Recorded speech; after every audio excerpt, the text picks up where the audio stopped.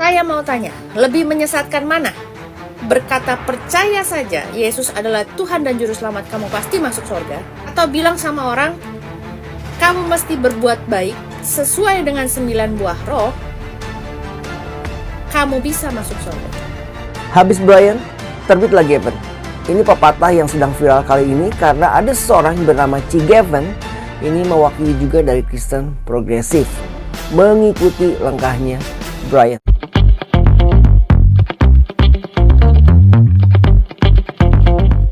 Shalom sahabat terang kemuliaan, apa kabar kalian semua? Senang rasanya bisa berjumpa lagi dengan kalian semua. Kiranya kebaikan Tuhan, damai sukacita Allah selalu bersama dengan kalian. Diberikan umur yang panjang, diberikan kesehatan yang sempurna, dan juga tentunya diberikan rezeki yang berlimpah. Dijauhkan dari segala sakit, penyakit, dan mara bahaya. Pada kesempatan kali ini, di video kali ini, kita akan membahas salah satu yang lagi viral. Kalau kemarin kita pernah mendengar Brian ya, pendeta Brian katanya dari Kristen progresif. Nah ini adalah salah satu penerusnya yang hari ini giliran yang viral, yaitu C. Gavin. Nah di sini beliau menyatakan bahwa katanya sama seperti yang Brian ajarkan. Jadi orang yang nggak percaya Kristus, orang yang nggak percaya Yesus, yang tidak menerima Yesus sebagai juru selamat, mereka juga bisa diselamatkan, bisa masuk surga.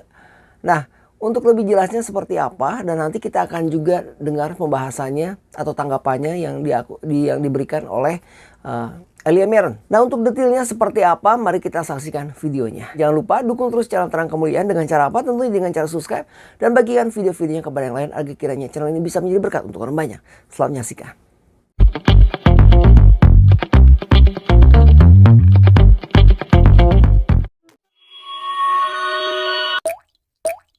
Terus kalau pemikiran-pemikirannya bisa disampaikan ke publik di lahap orang-orang yang tidak kuat imannya, ini sama juga menyesatkan.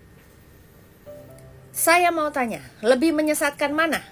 Berkata percaya saja Yesus adalah Tuhan dan Juru Selamat, kamu pasti masuk surga? Atau bilang sama orang, kamu mesti berbuat baik sesuai dengan 9 buah roh, kamu bisa masuk surga?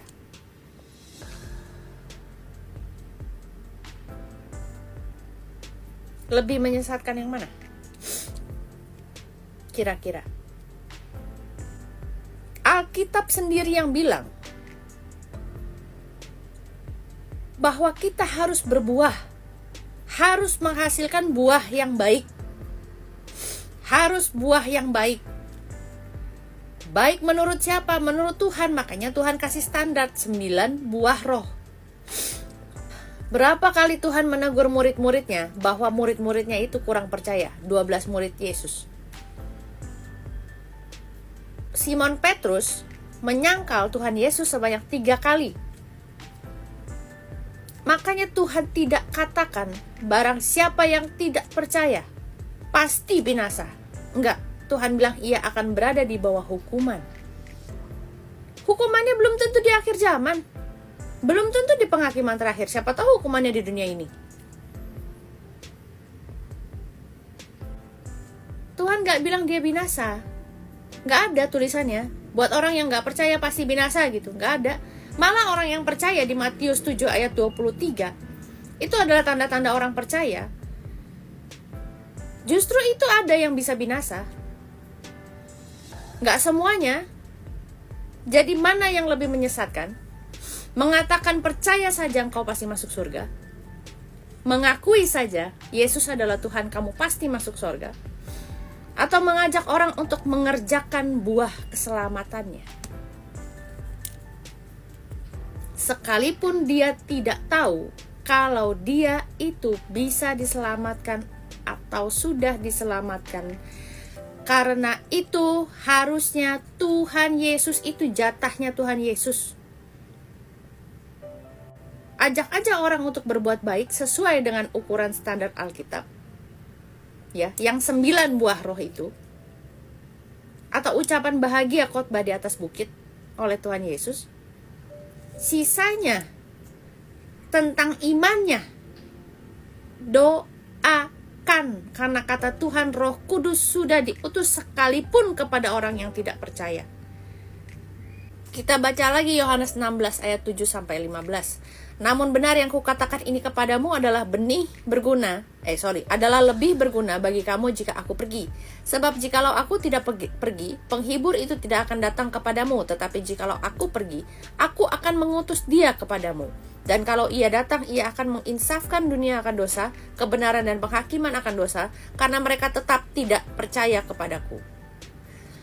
Akan kebenaran, karena aku pergi kepada Bapa dan kamu tidak melihat aku lagi. Akan penghakiman, karena penguasa dunia ini telah dihukum. Masih banyak hal yang harus kukatakan kepadamu, tetapi sekarang kamu belum dapat menanggungnya.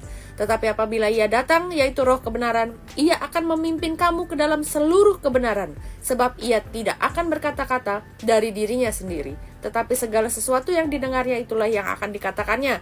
Dan ia akan memberitakan kepadamu hal-hal yang akan datang.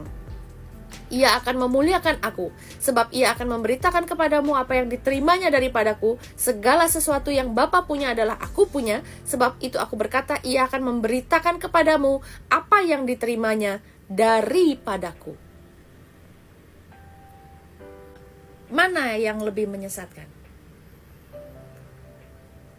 Karena banyak sekali orang yang menganggap dosanya sudah ditebus sehingga mereka dapat melakukan dosa apapun karena sudah ditanggung oleh Tuhan Yesus di atas kayu salib.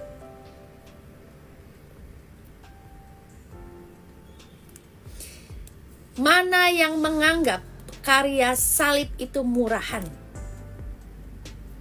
Orang yang mengatakan percaya saja maka kamu langsung bisa masuk surga?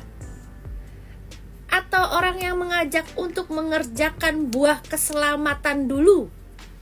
Urusan percaya itu bisa dipaksa Roh Kudus.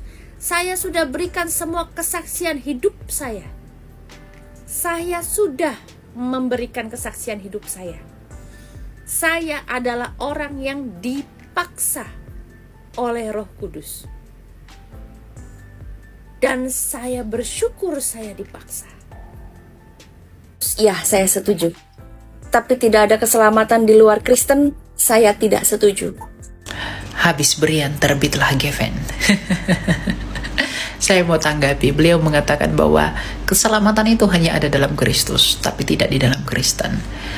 Masalahnya kamu tidak mengerti arti Kristen itu apa. Kristen itu artinya pengikut Kristus. Keselamatan itu hanya ada di dalam mereka yang mengikuti Kristus. Artinya keselamatan itu hanya ada di dalam Kristen. Kristianos, Mesihiyim, itu artinya pengikut Kristus. Matius 28 ayat 20, ajarlah mereka melakukan segala sesuatu yang kuperintahkan kepadamu. Kristen itu artinya pengikut perintah Kristus. Dan keselamatan itu diberikan kepada mereka yang mau taat kepada perintah-perintah Kristus, yaitu Kristen.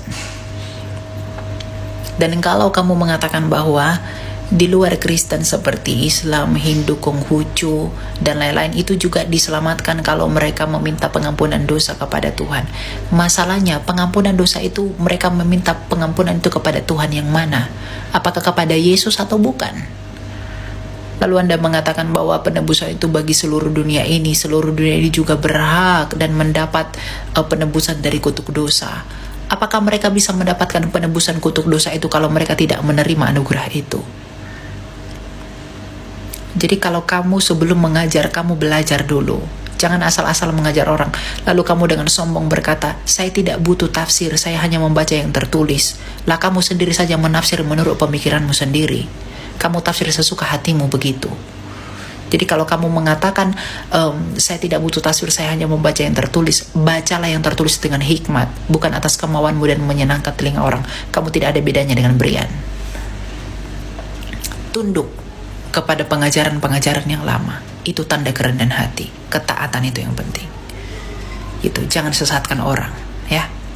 Tuhan memberkati.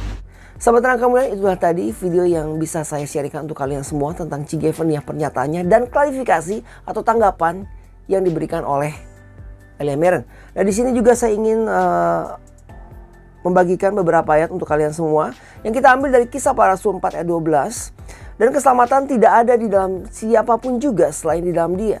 Sebab di bawah kolong langit ini tidak ada nama lain yang diberikan kepada manusia yang olehnya kita dapat diselamatkan.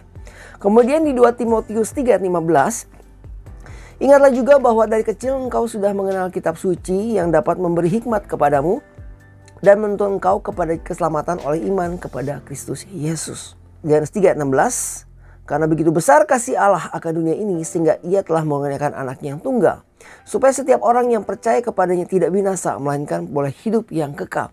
Kalau Ci Gavin itu bilang katanya, kalau misalkan orang tidak menerima Yesus Kristus sebagai Juru Selamat, asal melakukan buah roh, tapi bisa diselamatkan dan masuk surga. Bagaimana dengan ayat ini yang berkata dalam Yohanes 14 ayat 6 berkata seperti ini. Kata Yesus kepadanya, akulah jalan dan kebenaran dan hidup. Tidak ada seorang pun yang datang kepada Bapa kalau tidak melalui aku. Disambung dengan ayat 12-nya, Yohanes 14 ayat 12. Aku berkata kepadamu, sesungguhnya barang siapa percaya kepada aku, ia akan melakukan juga pekerjaan-pekerjaan yang aku lakukan. Bahkan pekerjaan-pekerjaan yang lebih besar daripada itu. Jadi kalau misalkan kita sudah percaya Yesus, menerima Yesus Kristus sebagai Juru Selamat dan Tuhan kita, tentunya otomatis kita akan menjalankan buah roh.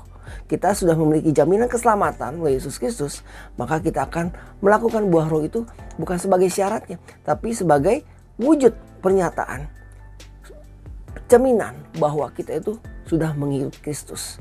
Jadi setiap orang yang mengikut Kristus dengan sungguh-sungguh tentunya akan otomatis melakukan buah-buah roh. Jadi buah-buah itu melakukan perbuatan buah-buah roh itu melakukan perbuatan baik sesuai dengan buah-buah roh itu bukan artinya kita akan diselamatkan, karena keselamatan itu adalah karunia dari Tuhan. Juga dibilang seperti ini di Yohanes 14 ayat 21, barang siapa memegang perintahku dan melakukannya, dialah yang mengasihi aku. Dan barang siapa mengasihi aku, ia akan dikasihi oleh Bapakku dan aku pun akan mengasihi dia dan akan menyatakan diriku kepadanya. Jadi Tuhan Yesus menyatakan dirinya kepada kita semua agar kita percaya dan melakukan perintahnya. Kalau misalkan kita dengan berbuat baik saja bisa masuk surga, jadi untuk apa Tuhan Yesus mati di kayu salib? Untuk apa ada itu? Untuk apa ada pengorbanannya? Untuk apa dibedakan perjanjian lama dan perjanjian baru, di mana perjanjian lama orang memang diselamatkan karena oleh hukum Taurat, mana di perjanjian lama orang-orang yang taat akan hukum Taurat maka diselamatkan. Dan di perjanjian baru itu semua dihapuskan karena Tuhan telah menghapus dosa semua manusia melalui pengorbanannya di kayu salib. Tapi kalau misalkan yang seperti Kristen progresif ajarkan, apabila semua orang di luar Kristus pun yang tidak percaya Yesus pun bisa diselamatkan, lalu apa gunanya Tuhan Yesus mati di kayu salib berkorban untuk kita semua? Mati, disalibkan, dikuburkan, dan bangkit pada hari yang ketiga. Tuhan Yesus memberkati kita semua. Beginilah firman Tuhan, penebusmu, yang maha kudus, Allah Israel. Akulah Tuhan, Allahmu, yang mengajar engkau tentang apa yang memberi faedah, yang menuntun engkau di jalan yang harus kau tempuh. Maka Yesus berkata pula kepada orang banyak, katanya, akulah terang dunia, barang siapa mengikut aku, ia tidak akan berjalan dalam kegelapan, melainkan ia akan mempunyai terang hidup. Kata Yesus kepadanya, akulah jalan dan kebenaran dan hidup. Tidak ada seorang pun yang datang kepada Bapa kalau tidak melalui aku. Tuhan Yesus memberkati.